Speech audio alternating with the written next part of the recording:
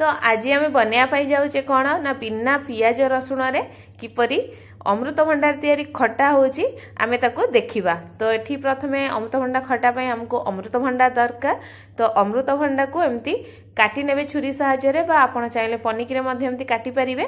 तो याकू भलो भाबरे आमे काटी नबा। काटी सारला परे आपण देखि पारुथिबे एथिरे क्षीर लागिछि काहे कि ना एटा फ्रेश अछि जेतु एथिरे क्षीर बाहरुछि। तो ए क्षीरटा को आमे कोन करिया ना भलो भाबरे धोई कि नै आसीबा काहे कि ना क्षीरटा को जदी आमे काटी किनी करबा तो सेटा खिरिया खिरिया लागिवो बा कड़ा टिके आसी जिवो खटा बनेले तो भल लागेनी। तो एबे कौन करछि ना गोटे पिलर साहाय्य रे तार चोपा सबुतक मु भलो भाबरे छड़ेई नउछि। आपण चाहिले पनिकी रे मध्ये आको एमती चोपा को छड़ेई पारिबे जहा को जेमती कंफर्टेबल लागिवो। तो याकू भलो भाबरे चोपा को छड़ेबे नहले कोन हबो ना खटा बनेला बेले एटा टिके पिता लागिवो जेतु चोपा रही गले। तो एबे देखि पाउतबे मु पूरा भलो भाबरे यार चोपा को छड़ेई नैछि। तापरे आमे अमृतभंडा को एमती मझिरु काटिकी दुई फाळ करनबा।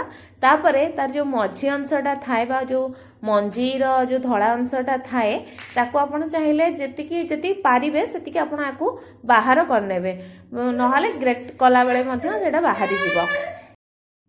तापरे कौन करिवा ना मु एमती गोटे ग्रेटर नैछि पूरा पतला वाला।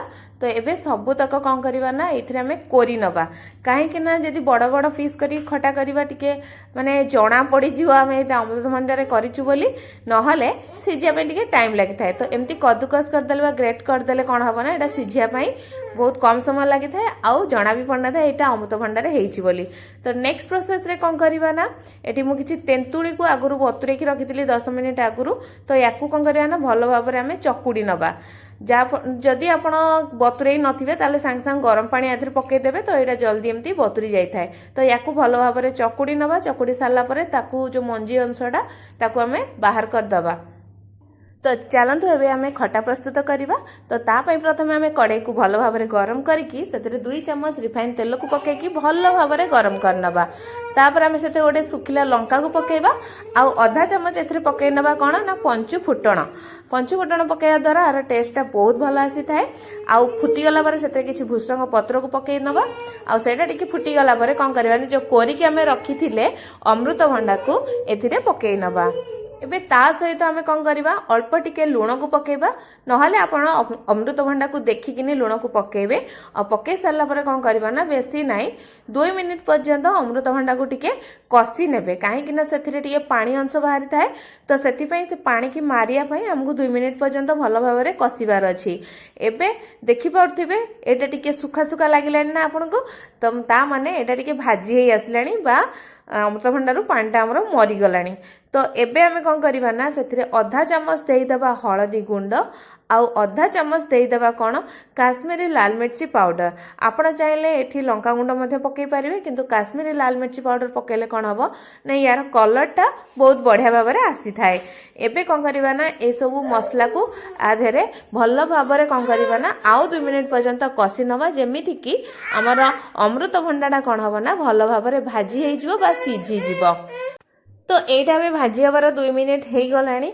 तो एबे ए स्टेज रे मु दे दोची कोन एथिरे आधा चम्मच भलिया माने अदा कोरा को आपण चाहिले जतबेले आपण पंचफुटण फुटौचंदी सेतबेले मध्ये अदा छेचा को पकेकी फुटई परिबे।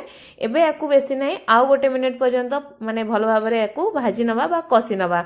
तो एबे कसी हला परे कोन करछि ना सेथिरे स्वाद अनुसार मु एथिरे गुड़ को दे दोची बा मीठा अनुसार आपण देखि कि एथिरे गुड़ देबे गुड़ बदल रे आपण मध्ये एठी चीनी की देई परिबे। एबे जो आमे कोन करते तेंतुली जो ता रसडा बाहर करिकि रखिथिले एबे एथिरे आमे देई दबा। ता सहित आमे कोन करिवा ना आधा ग्लास एथिरे पानी आमे देई दबा जा फल रे कोन हबो गुड़टा हमर मेल्ट हवा संगे संगे हमर तेंतुली रस सहित अमृतभंडाटा भलो भाबरे आउ टिके सिझी जीवो बा तार खटा अंश को टाणी नबो। एबे याकू भलो भाबरे आउ टिके कसी सारला परे आपण याकू भलो भाबरे टिके फुटिया पई देबे। देखि पारथिबे यार जेते माने गुड़टा एते पूरा मेल्ट हे गलानी तार कलर मध्ये पूरा बढ़िया भाबरे चेंज हे गलानी।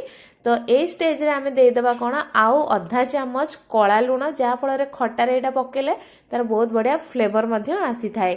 एबे याकू भलो भाबरे आउ टिके गोळेई नबा आउ फुटिया पई भलो भाबरे छाडी दबा। एबे आपण माने देखि पारथिबे एटा हमर भलो भाबरे फुटी गलानी। तो एबे याकू आमे काढी नबा आपण मैंने देखिपे यहाँ ए भल भाव आमर तैयारी कौन अमृतभंडार तैयारी खटा। आपण मैंने जेकोसी पूजा पर्व या थे निश्चय बनैकी खातु। आउ किपरि लागला आम कमेंट बॉक्स रे कमेंट कर निश्चय जनातु। बहुत ही स्वादिया लगे।